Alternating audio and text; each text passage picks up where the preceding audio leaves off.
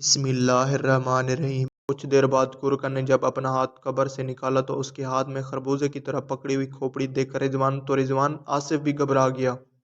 گورکن نے اپنی جیب سے کپڑے کا تھیلا نکالتے ہوئے انسانی کھوپڑی کو اس میں خربوزے کی طرح ڈال دیا، پھر وہ تھیلا ایک سائیڈ پر رکھ کر قبر کو بند کرنے لگا۔ کچھ وقت کی محنت کے بعد قبر بند ہو گئی۔ تب گورکن نے مٹی پھر سے قبر پر ڈالی اور ہاتھ جھاڑتا ہوا کہنے لگا، یہ لو صاحب اپنی مطلوبہ چیز۔ آصف اب اس تھیلے کو ہاتھ میں پکڑتے ہوئے بھی گھبرا رہا تھا، مگر حوصلہ کر کے اس نے تھیلا جیسے ہی پکڑا تو اس کو لگا جیسے اس کی اپنی زندہ کھوپڑی اس میں ہے۔ ان دونوں کے دل اب بھی گھبراہٹ سی محسوس کر رہے تھے۔ گورکن کے مکان تک آنے پر اس نے اس کو باقی 500 روپے پکڑا دیے۔ بائک اسٹارٹ کر کے کھوپڑی والا تھیلا موٹر سائیکل کی ایک سائیڈ پر لٹکا دیا۔ جب وہ رضوان کے گھر کے پاس آئے تو رضوان اتر گیا۔ تب آصف نے کھوپڑی رضوان کو پکڑا دی۔ پہلے تو رضوان ڈرتا رہا، مگر جب آصف نے اس سے کہا، تمہارے پاس لاک والی الماری ہے، تم اس کو الماری میں رکھ کر لاک لگا دینا، میری الماری کا لاک خراب ہے تو اس کو گھر کا کوئی بھی فرد دیکھ سکتا ہے۔ رضوان یہ وجہ سن کر کھوپڑی اپنے پاس رکھنے پر مان گیا۔ گھر کے اندر جا کر اس نے سب سے پہلے تھیلا الماری میں رکھ کر لاک لگایا۔ کھانا وغیرہ کھا کر ابھی وہ سونے ہی جا رہا تھا کہ اچانک اس کو زوردار چیخ کی آواز سنائی دی۔ وہ گھبرا کر اپنے کمرے سے باہر نکلا تو اس کے بڑے بھائی اپنے چھوٹے بیٹے کو زمین سے اٹھاتے ہوئے نظر آئے۔ کیا ہوا بھائی؟ گھبرا کے بولا۔ اسی وقت اس کو اپنے بھتیجے کے سر سے خون نکلتا دکھائی دیا۔ یہ کیا ہوا بھیا؟ وہ چلایا۔ جلد ہی اسے معلوم ہو گیا کہ اس کا بھتیجا سین سے اندر برآمدے میں داخل ہو رہا تھا کہ اس کے سر پر چھت سے سیمنٹ کا درمیانی ٹکڑا ٹوٹ کر آ لگا۔ فٹافٹ محلے کے مقامی ڈاکٹر کو بلایا گیا، جس نے بچے کو اپنے چھوٹے سے کلینک پر لے جا کر اس کی مرہم پٹی کی۔ مقامی ڈاکٹر بولا، خدا کا شکر ہے کہ سر کی ہڈی ٹوٹی نہیں۔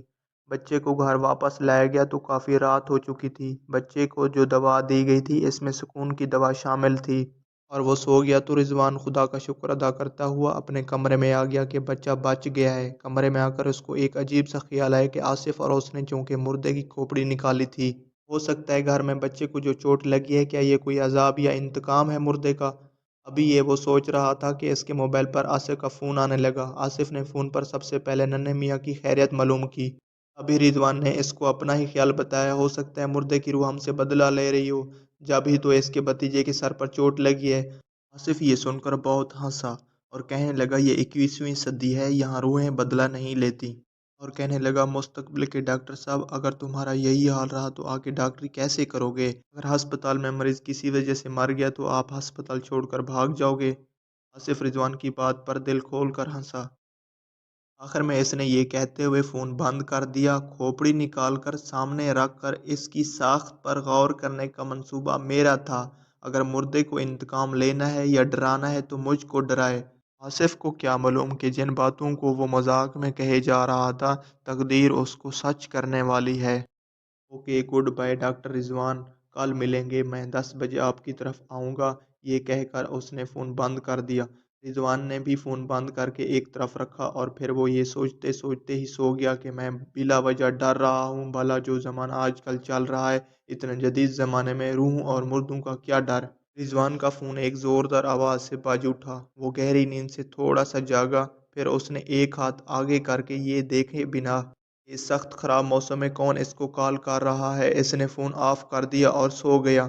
ابھی اس کو سوئے 15 منٹ ہی نہیں ہوئے تھے کہ اس کے کمرے کا دروازہ ایک دھماکے سے کھلا۔ اس کے بڑے بھائی کی بکھلائی ہوئی آواز نے رضوان کو جگا دیا۔ اس کے سوئے ہوئے دماغ میں رضوان کے بڑے بھائی کی آواز جب آئی تو وہ اٹھ کر بیٹھ گیا۔ کیا ہوا بھیا؟ رضوان جلدی اٹھو۔ گہری نیند سے جاگے رضوان کے دماغ میں یہ بات آئی کہ کہیں اس کے بھتیجے کی طبیعت تو مزید خراب نہیں ہوئی۔ بھیا، کیا وسیم ٹھیک ہے؟ اس نے پوچھا۔ ہاں ہاں، وسیم ٹھیک ہے، تم جلدی باہر آؤ، آصف کی طرف جانا ہے۔ آصف کی طرف؟ کیوں، کیا ہوا؟ اس وقت تو صبح کے 5 بجے ہیں۔ رضوان، زیادہ سوال مت کرو، لگتا ہے تمہارا دماغ ابھی تک سو رہا ہے۔ تم کو آصف کے ابا نے فون بھی کیا تھا، مگر تم نے فون ہی آف کر دیا، تب انہوں نے ہم کو ایمرجنسی اطلاع دی۔ آصف اب اس دنیا میں نہیں رہا۔